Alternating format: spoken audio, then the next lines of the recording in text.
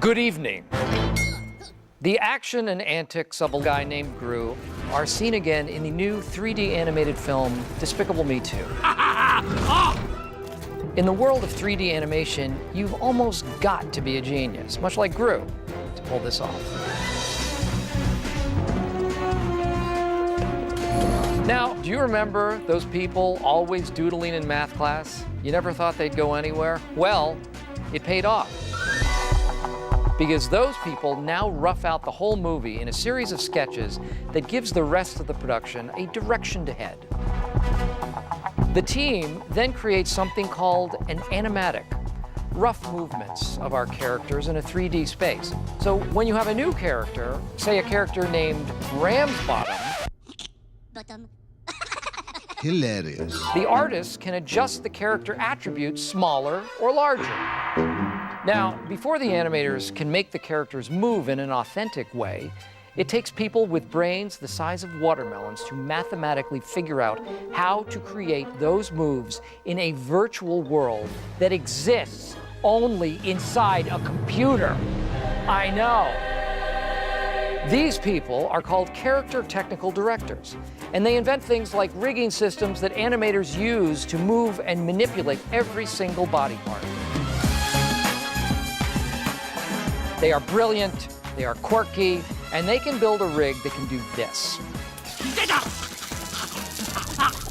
Lipstick taser! Once these wizards built the rigs for each character, the animators got to work manipulating the movements to literally bring a 3D human form to life. They move the mouth to fit the words of recorded dialogue. So when you're going on your date? What? They raise an eyebrow or squint an eye to express emotions. But most of all, they bend, squash, and stretch their virtual puppets to extremes just to get a laugh.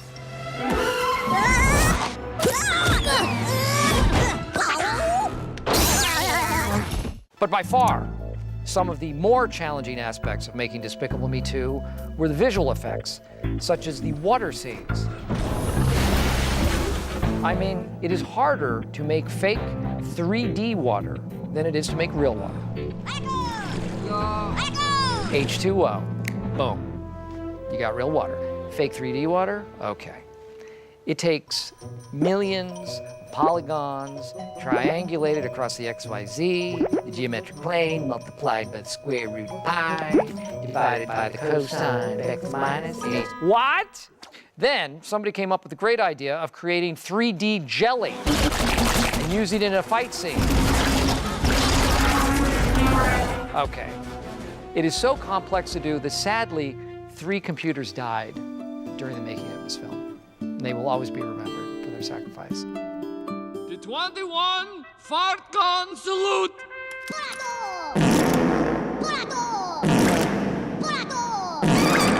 Nice, huh? I counted 22.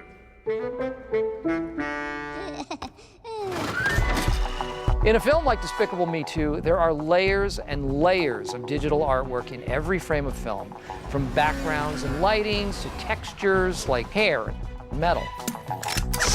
And all of these artists have to do this work for each frame. But I know that that time and effort is worth it. Just look at this.